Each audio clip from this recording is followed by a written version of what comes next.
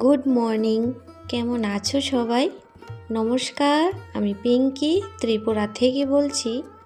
আমার আরও একটি নতুন ভিডিওতে সকলকে জানাই অনেক স্বাগত। আজকে আবার নতুন দিনে নতুন একটা ব্লগে আবারও চলে এলাম তোমাদের সাথে শেয়ার করব বলে।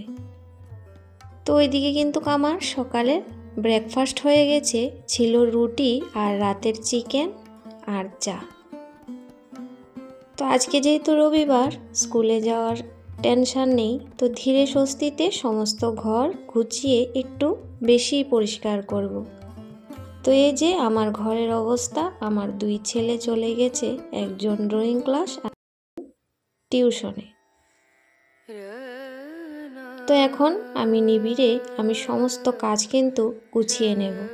আমি তাই দেখানোর চেষ্টা করি, আগে থেকেই যে সব কিছু আমি পরিপাটি করে ক্যামেরার সামনে আসব বা বেশি কিছু বাড়িয়ে চড়িয়ে দেখাবো, এখানে কিন্তু তেমন কিছু নেই আমার ব্লগের মধ্যে। তো আমি যা থাকি তাই দেখাতে পছন্দ করি, সেভাবেই থাকতে ভালোবাসি। তো যাই হোক, এভাবে একটু একটু করে ঘরের কোনায় কানায় চিপায় চাপায় একটু ঝাড়ু মেরে দিই, ডাস্টিং করে দিই। তো প্রত্যেক দিন তো আর সব কিছু করতে পারি না, তো শনিবার রবিবারটা তো একটু সময় বেশি হাতে থাকে, তো সেই দিনগুলিতে একটু বেশি কাজ করার চেষ্টা করি। তো প্রত্যেকের সুন্দর সুন্দর কমেন্ট পেয়ে আমি খুব খুশি, আমার খুব ভালো লাগে তোমাদের কমেন্ট। এভাবে তোমাদের প্রত্যেকের ভালোবাসা আমার সাথে যেন থাকে, সেই আশাটাই রাখি। আর আমি তো সবসময় সবার সাথেই আছি। শুধু বিশ্বাসটা রেখো অন্তরের মধ্যে, আর 100% আমি সবাইকে সাপোর্ট করে যাই। যতজনের কাছেই যাই না কেন, আমি এত বড় করে কেমন কমেন্টও করতে পারি না, রচনা লিখে আসতে পারি না। তো যেভাবেই করি, যতটুকুই করি, যেটাই লিখি, আমি জানি আমার অন্তরে জানা আছে আমি সবাইকে অন্তর থেকে ফুল সাপোর্ট করি। তো তোমরাও সবাই আমাকে ভালোবাসি বলেই তোমাদের সুন্দর কমেন্টগুলি পড়ে আমি কিন্তু আরও নতুন ভিডিও করার উৎসাহ পাই। তো টুকটুক করে এক একটা রুম কিন্তু আমি কথার সঙ্গে সঙ্গে পরিষ্কার করে নিচ্ছি। তারপর আজকে রান্নাটা দেরি করেই করব।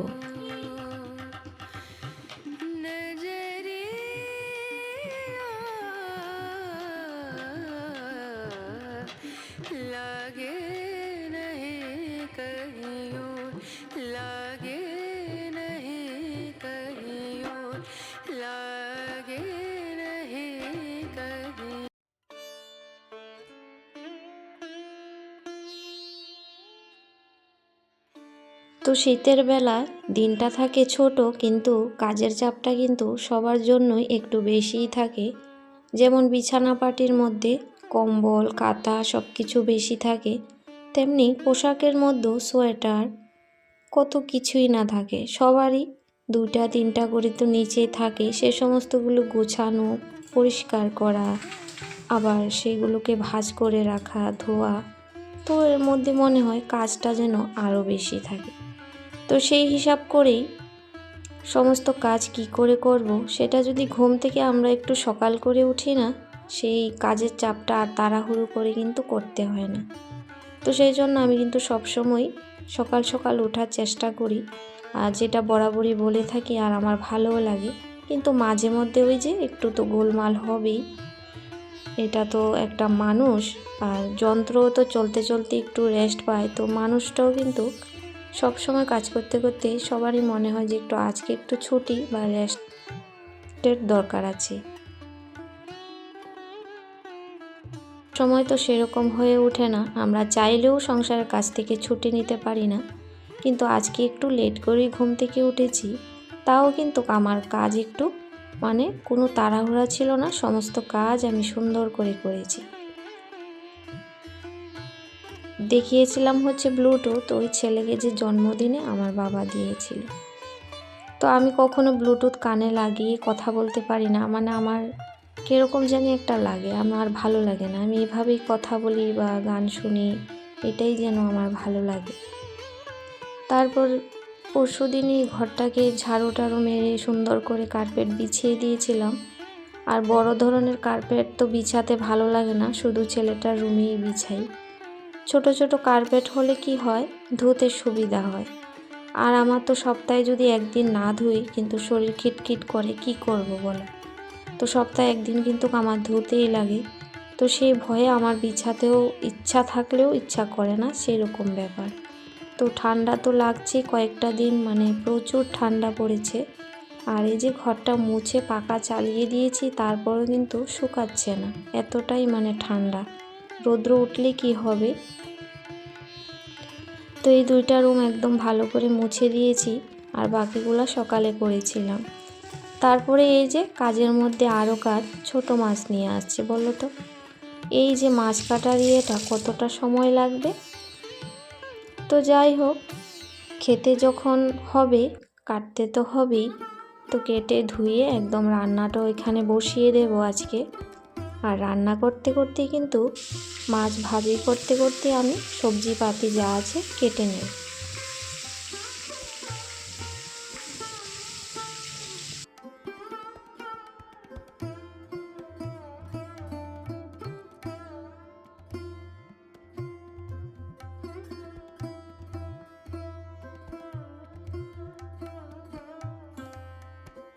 তো জাহানারা বেঙ্গলি ব্লগ থেকে দিদিভাই প্রশ্ন করেছিল তার আগের ভিডিওতে, যে পিঠা যে বানিয়েছিলাম সেখান থেকে কাঠ কি কিনে আনতে হয়, সেই প্রশ্নটা করেছিল।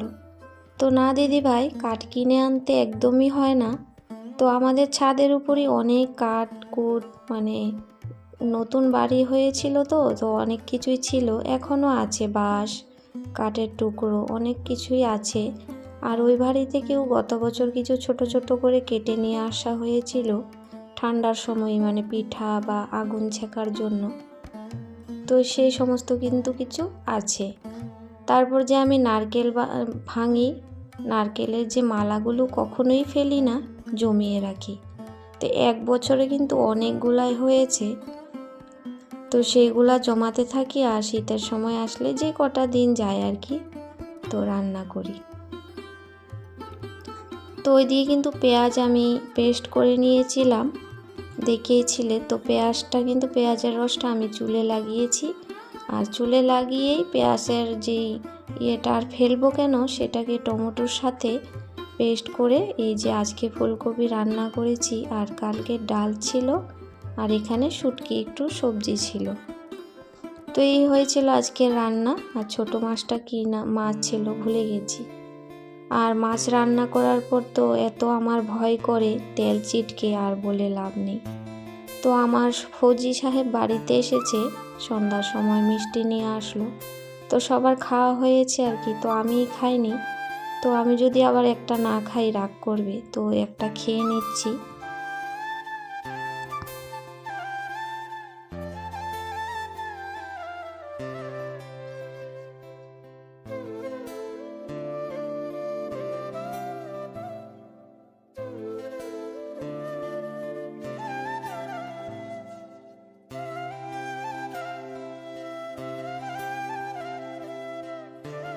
তো রবিবারের সন্ধ্যায় কিন্তু আমি সন্ধ্যার সময় যে কটা ভিডিও দেখেছিলাম সবাইকে কিন্তু বড় করে কমেন্ট করতে পারিনি, ভালোবাসা দিয়ে বা ব্যস্ত আছি এরকমই মানে কিছু লিখেছিলাম 3-4 জনের ভিডিওতে।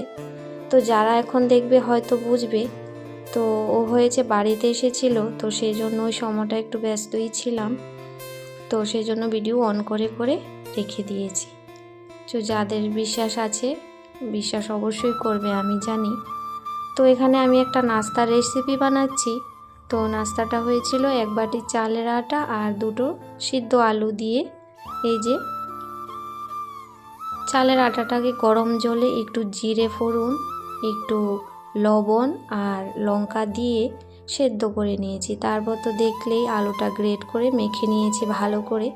আর এখন কিন্তু ডোনাটের শেপ দিয়ে এগুলা সবগুলা বানিয়ে নেব, আর বানিয়ে তেলের মধ্যে ফ্রাই করব। সন্ধ্যা বা সকালে নাস্তা হিসাবে তোমরা খেতে পারো।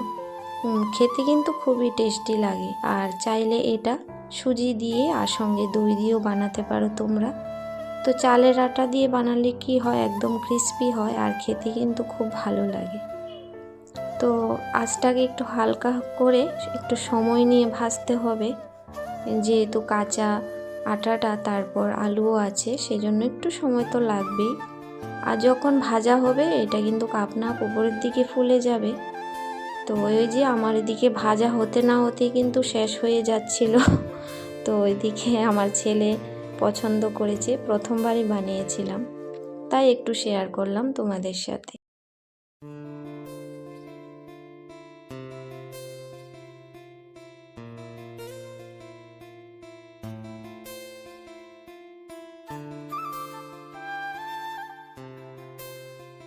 ক্যামেরার আড়াল থেকে যে সকল সাধারণ দর্শক আমাকে তোমাদের সাপোর্ট আর ভালোবাসা দিয়ে যাচ্ছ, সেই জন্য অনেক অনেক ধন্যবাদ, অনেক ভালোবাসা রইল সবার জন্য।